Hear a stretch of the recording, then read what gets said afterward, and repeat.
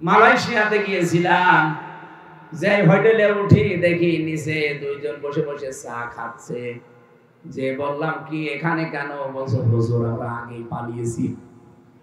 আপনি পালালেন কেন? আপনার না 620টা বাড়ি।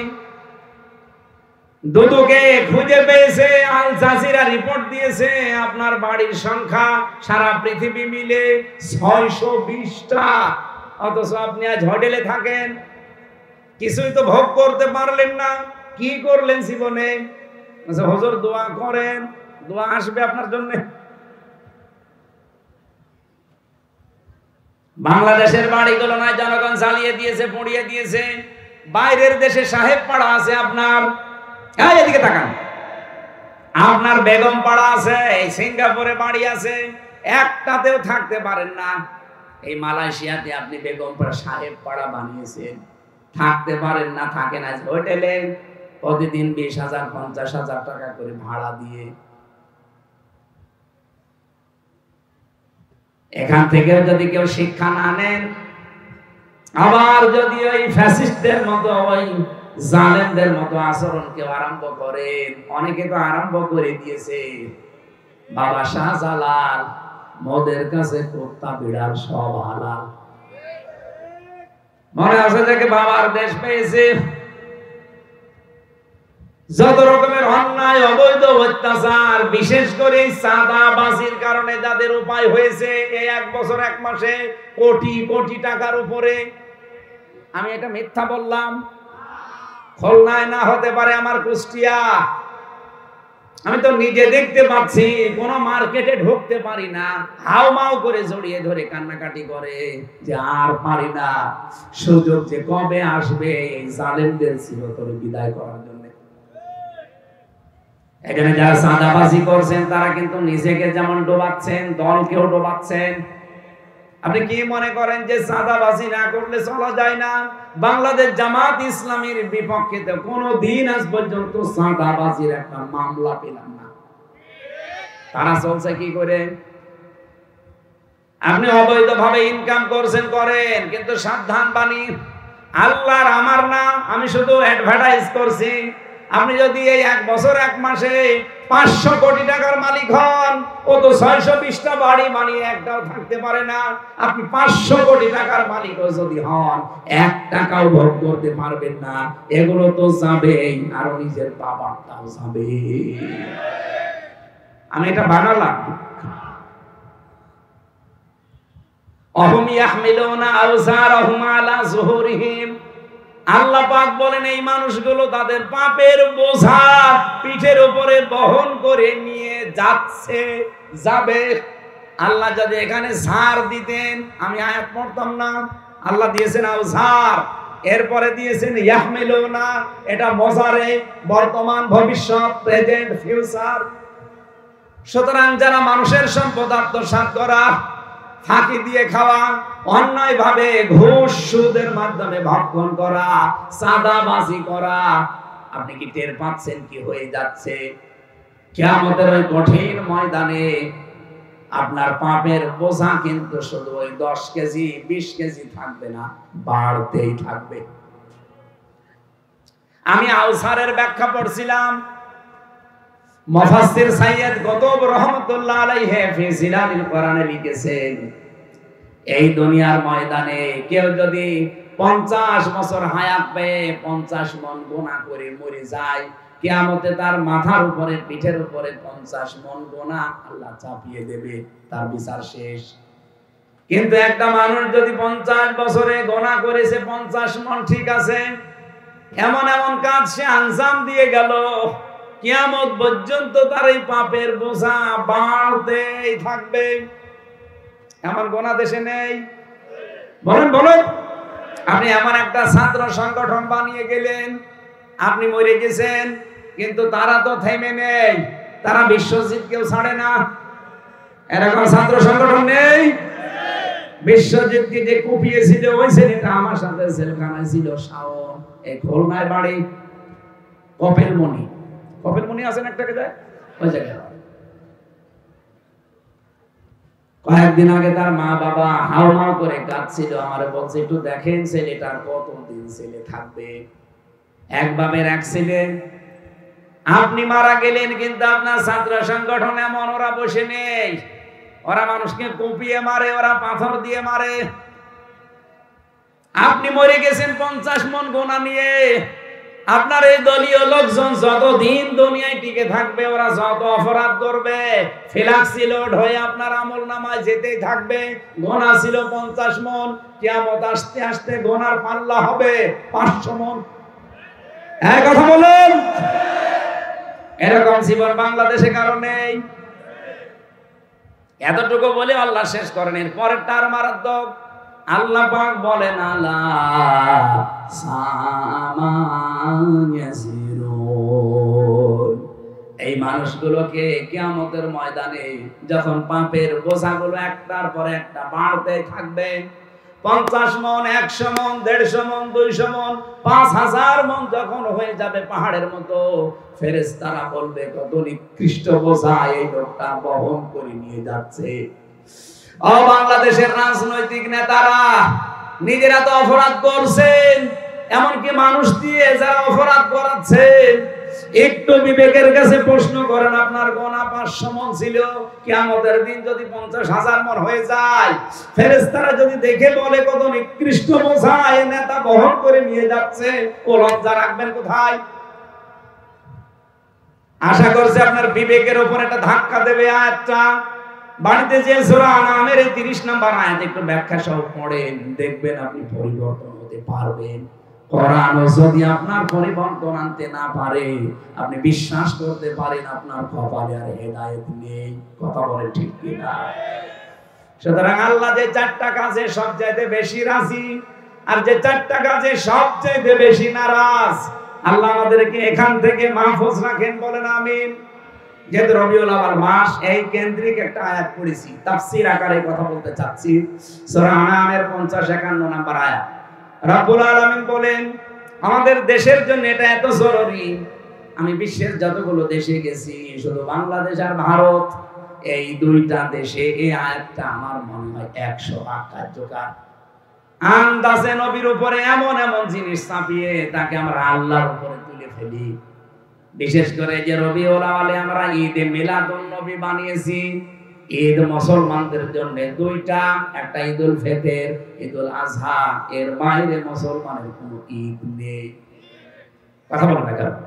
সুতরাং ঈদে মিলাদুন নবী এই খুলনা বিভাগে পালন হয়েছে কিনা আমি জানি না, যদি হয় আগামী বছর থেকে আর হবে না ইনশাআল্লাহ, কারণ এটা সুস্পষ্ট বেদাত। আপনি কোথায় পেয়েছেন ভণ্ডামি? ঈদে মিলাদুন নবী নামে কোন ঈদ এই পৃথিবীতে আল্লাহর পক্ষ থেকে এসেছে? বলেন বলেন। আপনি আনন্দ করেন, রাসূল যেই দিন জন্ম নিয়েছিলেন তার শুকরিয়া আদায় করার জন্য ওই দিন উনি রোজা রাখতেন। আপনি রোজা রাখেন? আমি 63 দিন ব্যাপী কি আরম্ভ করেছেন ঈদে মিলাদুন নবীর নামে, অথচ মিলাদ নামে যেটা আমাদের দেশে আছে এইটাও যদি আমরা হালকা মানতাম। আমি তো 27টা শিক্ষা পেয়েছি, একটা শিক্ষাও বাংলাদেশের মানুষ নেয় না। সিরাত ইবনে হিশাম থেকে বলছি, বিশ্ব নবীকে আমরা যেগুলো যেগুলো বলতে চাই, আল্লাহ বলেন নবী আপনি বলেন ওগুলো একটা আমি না। কুল্লা কুলু লাকুম ইনদি খাযাইনুল্লাহ, নবী আপনি বলেন আমি এই কথা বলি না যে আল্লাহর ধন ভান্ডার আমার কাছে আছে, ওয়ালা আলামুল গায়বা, আমি এই কথাও বলি না যে আমি গায়েব জানি, ওয়ালা আকুলু লাকুম ইন্নী মালাক, আমি এই কথাও বলি না যে আমি ফেরেশতা। আমি কি বলি? ইনাত্তাবিউ ইল্লা মা ইউহা ইলাইয়া, আমার প্রতি যেটা নাযিল হয় ওইটা শুধু আমি অনুসরণ করি। কুল হাল ইয়াস্তাবিল আ'মা ওয়াল বাসীর, যারা চক্ষুষ্মান যারা অন্ধ এরা কি সমান? আফালা তাতাফাক্কারুন, এরপরেও কি চিন্তা করবা না? কি বলছেন বলেন বলেন, কি মারাত্মক কথা! আফালা তাতাফাক্কারুন, আল্লাহ আফসোস করছেন, এরপরেও কি তোমাদের চিন্তা আসবে না? ওয়ানদির বিহিল্লাযিনা ইয়াখাফুনা আইয়ুহশারু ইলা রাব্বিহিম, হে নবী এই কোরআন দিয়ে যে মানুষগুলো আল্লাহর সামনে হাসর করা লাগবে এই ভয় করে, তাদেরকে সতর্ক করেন। মিন দুনিহি ওয়ালিয়্যুন ওয়ালা শাফি'্, কিয়ামতের ময়দানে আল্লাহ পাক ছাড়া কোনো অভিভাবক, কোনো সুপারিশকারী কারো পক্ষে থাকবে না। এটা যেন মানুষ সতর্ক হয়।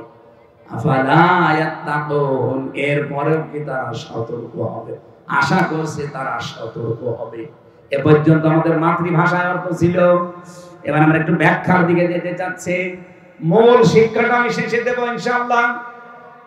করোনাবাসী, আমি যেটা আয়াত থেকে প্রমাণ পেয়েছি, আজ বাংলাদেশ, ভারতে, পাকিস্তানে নবীকে নিয়ে আমরা যেটা বলতে চাই, অথচ নবীজিকে আল্লাহ বলেন এগুলো বলেন আপনি, যেগুলো আমি একটাও না। নবী যদি খাজানার ভান্ডার তার কাছে না থাকে, কত পীরের কাছে আজ খাজানার ভান্ডার আছে বলে আমরা বিশ্বাস করি অলরেডি। কথা বলুন, বলে কেউ ফেরে না খালি হাতে, খাজারে তোর দরবারেতে। নবীজিকে বলতে বললেন আল্লাহ যে আমার কাছে ধন ভান্ডার নেই, আল্লাহর খাজানা নেই। নবীর কাছে না থাকলে পীরের কাছে থাকে কোন কায়দায়? হে নবী বলেন আমি গায়েব জানি না, অথচ আজ কত জায়গায় দেখতে পাই গায়েব না, 100 বছর পরে কি হবে তাও বলে দিচ্ছে। হে নবী আপনি বলেন আমি কিন্তু ফেরেশতাও না, আমি তোমাদের মতো মানুষ, অথচ সেখানে আজ আমরা নবীকে ফেরেশতাদের উপরে তুলে ফেলেছি। ফেরেশতারা কিসের তৈরি বলেন তো? বলেন বলেন। অনেকেই নবীকে নূরের তৈরি বানিয়ে মাটির তৈরি এ কথা বলতে নারাজ, অথচ কোরআনে কারীম জানিয়েছে কুলিন্নামা আনা বাশারুম মিসলুকুম, নবী আপনি বলেন আমি তোমাদের মতো মানুষ। এই যে ইন্নার পরে যদি মা আসে, আলেম যারা আছে জিজ্ঞাসা করেন, বাংলা অর্থ দাঁড়ায় একমাত্র, কেবলমাত্র, শুধুমাত্র। আল্লাহ পাক বলেন নবী আপনি বলেন আমি কিন্তু শুধুমাত্র তোমাদের মতো মানুষ। পার্থক্য আছে। ইউহা ইলাইয়া, আমার প্রতি ওহী আসে, তোমাদের প্রতি আসে না, এটাই পার্থক্য।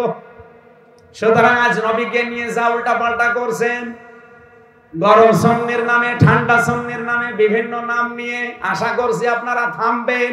বিবেকে যদি আপনার কাজ না করে, আপনি মুসলমান থেকে বের হয়ে যান, তাও নবীকে নিয়ে উল্টা পাল্টা কাজ করে ক্ষতি করেন না ইসলামের। বাইরে যাওয়া যায় না, বাইরের দেশের মানুষগুলো আমাদের এই দৃশ্য দেখে তারা হাসাহাসি করে, এই ইসলাম, এই পাগলামি ধর্ম ইসলাম। বিশ্বনবী মুহাম্মদ রাসূলুল্লাহকে আল্লাহ পাক যেটা দিয়েছিলেন, তিনি বলেন আমি শুধু এইটার অনুসরণ করি, আর তোমাদেরকেও বলি এইটার অনুসরণ করতে। আপনারা যারা এই রবিউল আউয়াল মাস আসলে মিলাদ পড়া নিয়ে পাগল হয়ে যান, জীবনে কোনদিন মিলাদের প্রথম শিক্ষাটা নিয়েছেন? আর রাহিকুল মাখতুমে পড়েছিলাম, আল্লামা সফিউর রহমান বলেন, তিনি লিখেছেন হযরতে হালিমাতুস সাদিয়া রাদিয়াল্লাহু তাআলা আনহা নবীজির জন্মের পরে তাকে কোলে তুলে নিয়েছিলেন। আমরা জানি মিলাদ মানে এটা বিলাদুন থেকে, এর বাংলা অর্থ জন্ম। জন্মের কাহিনী তো আপনারা শুনতে চান। নবীজি জন্মের পরে কি করেছিলেন সেই কাহিনী আপনাদেরকে কয়েক মিনিটে একটু শিক্ষার জন্য বলছি। উনি প্রথমে নিজের মায়ের স্তনের দুধ পান করেছিলেন আমিনার, 2 নম্বরে পান করেছিলেন উম্মে আইমান এই দাসীর, 3 নম্বরে যার দুধ পান করলেন তিনি হযরতে হালিমা। হযরতে হালিমা তখন মুশরিকা, তিনি বলেন আমার ডান স্তন তাকে পান করতে দিলাম, মুহাম্মদ পান করেছে, বাম স্তনে মুখ লাগালাম, তিনি মুখ বের করে নিলেন। একবার, 2 বার, 3 বার মুখ বের করে নিলেন। জোর করে লাগাতে গেলেই আমার চোখের দিকে তাকিয়ে ইশারা দেয়, মা হালিমা জোর করেন কেন? আমি ডান স্তন তো পান করেছি, এটা আমার অধিকার ছিল, হক ছিল। বাম স্তন এটা আমার অধিকার না, আমার দুধ ভাই অধিকার আব্দুল্লাহ। আপনার তো আরেকটা ছেলে আছে না, আপনি জোর করেন কেন? দুনিয়া আমি ভাইয়ের হক নষ্ট করার জন্য আসি নাই, এসেছি ভাইয়ের হক ফিরিয়ে দেওয়ার জন্য। খুলনাবাসী, এই রবিউল আউয়ালে জন্ম নিয়ে যেই নবী মায়ের কোলে বসে ভাইয়ের হক নষ্ট করে না, ফিরিয়ে দেয়, সেই রবিউল আউয়াল এসেছে, অথচ আমরা তার উম্মত। দিন যত যায়, যত বড় হয় আমরা ভাইয়ের হক নষ্ট করার জম হয়। কি মিলাদ পড়েন আপনি? মিলাদের এরকম 27টা শিক্ষা পেয়েছি, একটাও নেয় না, শুধু আন্দাজে মিলাদ পড়ে ইয়া নবী। এগুলো বাদ দেওয়া লাগবে। আমি সতর্ক করছি আপনাদেরকে কোরআন দিয়ে, আনবির বিহিল্লাদিনা, কেন এখাফুনা আইয়াহশারু ইলা রাব্বিহিম, কারণ আপনারা সবাই আল্লাহর সামনে দাঁড়াবেন, এই ভয় করেন না? করেন না? আল্লাহর সামনে আমাকে দাঁড়ানো লাগবে, এই ভয় যাদের আছে তাদেরকে বলছি, লাইসা লাহুম মিন দুনিহি ওয়ালিয়্যুন, কোন ওলি পাবেন না, কোন অভিভাবক পাবেন না, বন্ধু পাবেন না, ওয়ালা শাফি, সুপারিশকারী কাউকে পাবেন না আপনার সামনে। যদি কোরআনে কারিমের যে সতর্ক বার্তা আছে 500, এগুলো নিজের জীবন থেকে শুরু করে ব্যক্তিগত থেকে আন্তর্জাতিক জীবনে মিলাতে না পারেন, কেউ আপনার পাশে মরণের পরে দাঁড়াবে না। কোরআনের সতর্ক বাণী শোনেন। কোরআনে 500টা আল্লাহর বিধান আছে। আমরা আগামী থেকে এই দেশে 500 বিধানই দেখতে চাই। এই কথা বলেন, দেখতে চান না? এটা যদি কারো কাছে রাজনীতি মনে হয়, ধান্দাবাজি মনে হয়, দুনিয়ার কাজ মনে হয়, তাহলে কোরআনের সূরা আনাম এই 51 নম্বর আয়াত কেটে বাদ দিয়ে দেন। আমি তো আমার বাবার কথা দিয়ে সতর্ক করি নাই, কিয়ামতে আইয়াহশারু ইলা রাব্বিহিম, রবের সামনে আপনাকে দাঁড়ানো লাগবে। আর পীর সাহেবদের মতো আপনি 40 লাখ মুরিদ নিয়ে আসবেন না। ওয়াকুল্লুহুম আতিহি ইয়াউমাল কিয়ামাতি ফারদা, কিয়ামতের ময়দানে প্রতিটি মানুষকে আল্লাহ তার সামনে দাঁড় করাবে একা একা। কয়জন করি? নিজের জীবনটা মিলান, একা একা দাঁড় করিয়ে আল্লাহ 5টা প্রশ্ন করবেন। মা তাযালু কদামা বানি আদম আব্দি ইয়াউমাল কিয়ামাতি হাত্তা ইসালান 50 আন উমরিহি ফিমা আফনা ওয়া আন শাবাবিহি ফিমা আবলা। কিয়ামতের দিন 5টা প্রশ্ন করব তোদেরকে, সঠিক জবাব দেওয়া ছাড়া সামনেও যেতে পারবি না, পেছনেও যেতে পারবি না, জায়গায় দাঁড়িয়ে থাকবি। 1 নম্বরে তোর জীবন দিয়েছিলাম 60, 70, 80 বছর, কিভাবে কাটালি ওইটা বল। 2 নম্বরে যৌবন দিয়েছিলাম, এটা কোথায় কাটিয়েছিস বল। ও বাংলার যুবকেরা, সামনে কিন্তু সময় আসছে যৌবনের কঠিন সিদ্ধান্ত নেওয়ার। এবার যদি ভুল করেন সারা জীবন বেকার থাকবেন। আর ইসলামের হাতে তুলে দেন, আপনার কর্মসংস্থানের দায়িত্ব ইসলামের। বাংলাদেশের যুবকেরা বাইরে যেয়ে দেখি রাস্তা ঝাড়ু দেয়, টয়লেট সাফ করে, থালা বাসন ধোয়, অথচ এই যুবকদের এই দেশে হাজার হাজার লক্ষ লক্ষ কর্মসংস্থান তৈরি করার পরিবেশ আছে। শুধু নেতাগুলো সৎ হওয়া লাগবে। সেদিনে আমেরিকাতে এক মন্ত্রীর সাথে দেখা, অনেক বছর হুজুর আমি ভালো হয়ে গেছি, এই দেশে যে বাজেট হয় আপনারা তো সামনে ইসলামকে নিয়ে যেতে চান, জনগণকে জানাবেন 100 টাকা যদি বাজেট হয় রাস্তার জন্য, 3 টাকা খরচ হয়, আর বাকি 97 টাকা আল্লাহর ওলিরা খেয়ে ফেলে। আমরা আগামীতে এরকম ওলিদের হাতে দিতে চাই। বলেন বলেন, যারা 100 টাকার 97 টাকা খেয়ে ফেলবে, 3 টাকার কাজ করবে, এরকম মানুষ দিতে চান? যারা 100 টাকার 100 টাকায় কাজ করবে। আমির জামাত ডাক্তার শফিকুর রহমান এই ঘোষণায় সব মহাসম্মেলনে দিয়েছিল, মহাসমাবেশে তার সর্বশেষ ঘোষণা ছিল, জামাত ইসলামী থেকে যদি কেউ এমপি হয়, মন্ত্রী হয়, যা বাজেট হবে ওইটাই সে খরচ করবে। এর চাইতে বলার আর বেশি কিছু নেই। এরপরেও যদি দেশের মানুষের আস্থা তৈরি না হয়, আমার মনে হয় এই দেশের মানুষ দিয়ে আর হবে না, ফেরেশতা লাগবে। ফাত্তাবিউস সিরাতাল আযম, ইবনে মাসউদ থেকে বর্ণিত, নবীজি বলেন, যাদের দ্বারা ইসলাম কায়েম হওয়ার সম্ভাবনা দ্রুত, তোমাদেরকে আদেশ দিলাম সেই দলকে সাপোর্ট করবা, পেছনে থাকবা, ইত্তেবা করবা। বাংলাদেশে যত দল কাজ করছে, আমার পর্যবেক্ষণ, আমার অবজারভেশন এটা, বাংলাদেশে ইসলাম তাড়াতাড়ি কায়েম করতে পারে এই মুহূর্তে বাংলাদেশ জামাত ইসলাম। আপনি দেখেন, ইউনিয়নের মেম্বার থেকে একেবারে আন্তর্জাতিক পর্যায় পর্যন্ত প্রত্যেকটা জায়গায় তাদের সৎ এবং যোগ্য লোক ঠিক করা আছে। অন্য কোন দলের হাতে দিলে এই পরিমাণে আপনি পাবেন না, তাদের লোক অনেক। এই কথা বললেন না কেন? এটা কি আপনার কাছে রাজনীতি মনে হচ্ছে? এই হাদিস ফাত্তাবি ওয়াসওয়াদাল আযম, যাদের দ্বারা দ্রুত ইসলাম কায়েম হওয়া সম্ভব, এই উম্মতদেরকে আমি আদেশ দিলাম তাদের পেছনে থাকবা। এই আদেশকে আমি বানালাম। নবীর কথা আমি অ্যাডভার্টাইজ করেছি, কোরআন দিয়ে সতর্কবার্তা এখানে 500টা ছিল। সকাল থেকে আমার প্রোগ্রাম আবার 11:30 পার হয়ে গেছে, আর কথা বলা ঠিক হবে না। আজকে যতটুকু বলেছি এতটুকু আমল করার তৌফিক কামনা করছি। আল্লাহুম্মা আমিন। রব্বুল আলামিন, খুলনা জেলার দিকে তাকাও। এই দৌলতপুর থানা লক্ষ লক্ষ নারী পুরুষেরা আমরা এক জায়গায় হাজির হয়ে রবিউল আউয়ালে কোরআনে কারীম থেকে কয়েকটা কথা শুনেছি। কিসে তুমি বেশি খুশি, কিসে তুমি বেশি নারাজ, এই কথাগুলো আমরা শুনলাম এবং মেনে নেওয়ার সিদ্ধান্ত অলরেডি নিয়ে ফেলেছি। বলেন আমিন। আল্লাহ তাআলা যতটুকু বলেছি আমি মন থেকে বলেছি, ইখলাস নিয়ে বলেছি, সততার সাথে বলেছি। আমাকে সহ প্রত্যেককেই মেনে চলার তৌফিক দাও রব্বুল আলামিন। এই মাহফিলের আয়োজন করতে গিয়ে এত বড় বিশাল আয়োজনে যারা শ্রম দিল, কত যুবক এই মাহফিলের জন্য আজ 1 মাস ধরে পরিশ্রম করছে। আজকে এক যুবক স্বেচ্ছাসেবক তার মাকে অলরেডি হারিয়ে ফেলেছে আজকের এই দিনে।